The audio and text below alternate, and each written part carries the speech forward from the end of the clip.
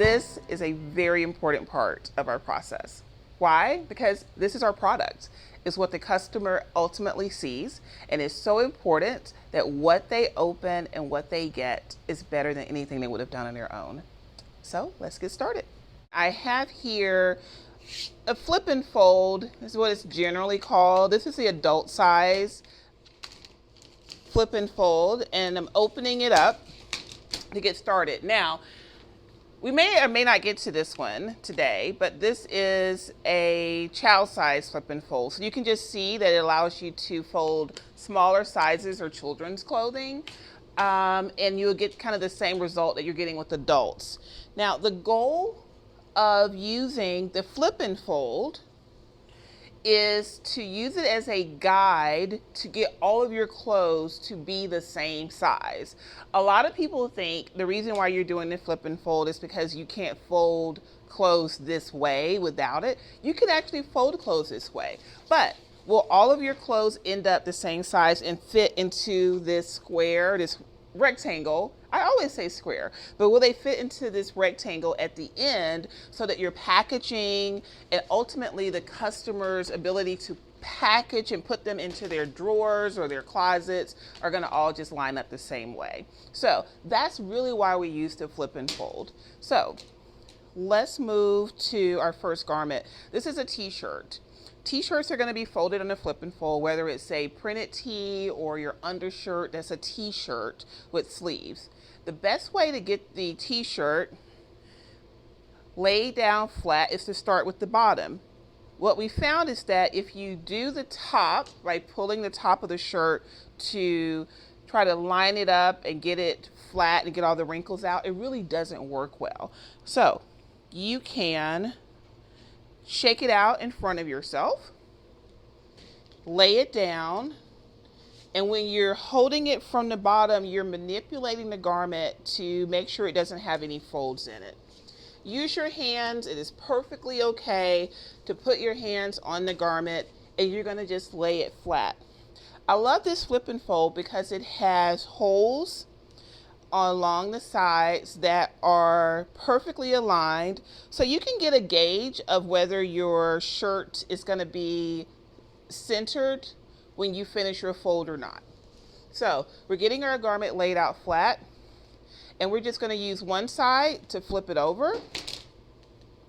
Once you flip it, you want to make sure it's aligned with the edge. A lot of t-shirts flare out at the bottom, or shirts flare out at the bottom, so you may have to manipulate it a little bit. Fold the sleeve over once. Why are you only folding the sleeve once? First of all, we're not trying to create a lot of folds in the garment. We want to be able to take it out of this packaging and just put it in our drawer, take it out of our drawer and just put it on without a bunch of folds and creases in it. You fold over your other side. You need to have a little momentum with this. Whenever people don't have momentum with pulling it across, it falls on itself. Fold over your next sleeve. If the garment goes below that bottom edge, which most of them will, you're just going to simply fold it to the bottom edge of your flip and fold. And this is your last fold. You pick up your garment, and this is what it looks like. And then you lay it down flat with the face up.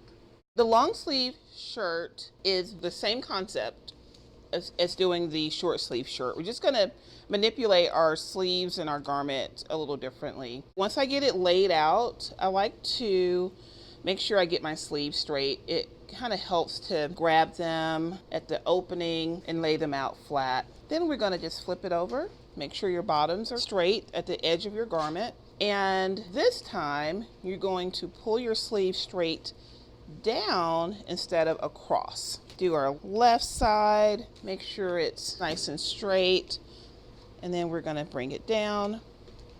Same concept, fold this to the edge, and then the final fold. Remember, you're stacking in preparation for packaging, so line the edges of the garment together as you're stacking.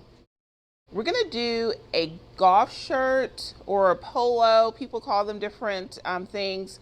Typically, we are going to fold a golf shirt. Sometimes we'll have customers who request their golf shirts be put on hangers, and that's perfectly fine. We'll take a look at that a little bit later. So the thing you want to remember, same concept as when you're doing the t-shirt, but you want to make sure you button your shirt to the top.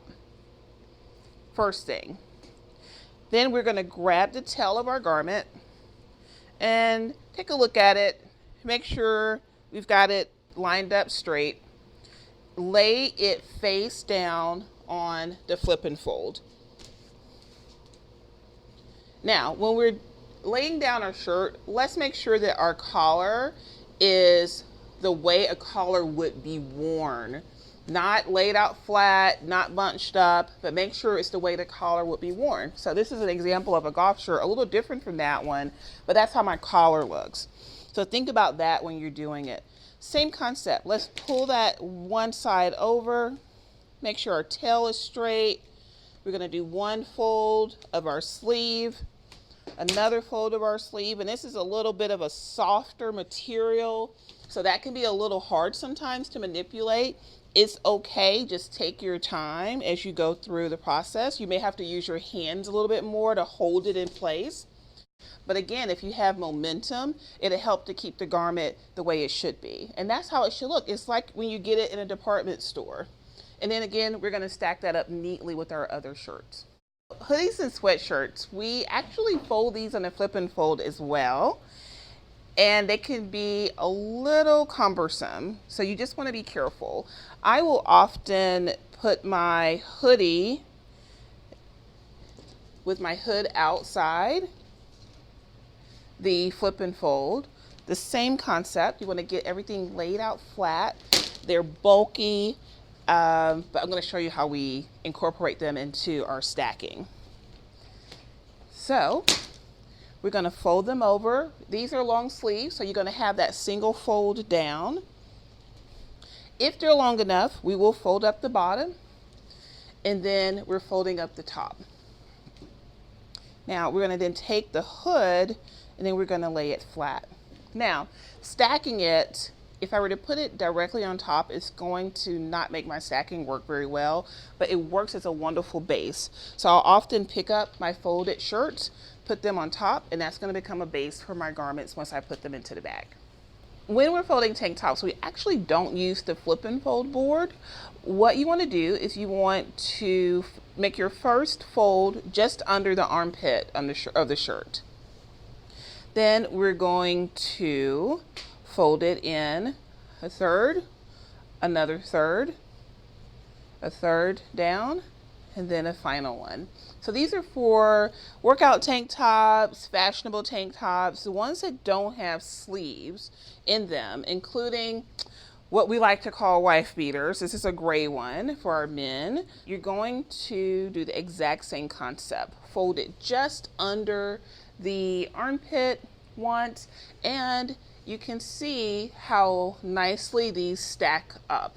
If you try to fold them with the flip and fold, they're not going to hold their shape, and it's not going to be easy to take them out and then package them in a drawer. So this is the concept we use for our tank tops.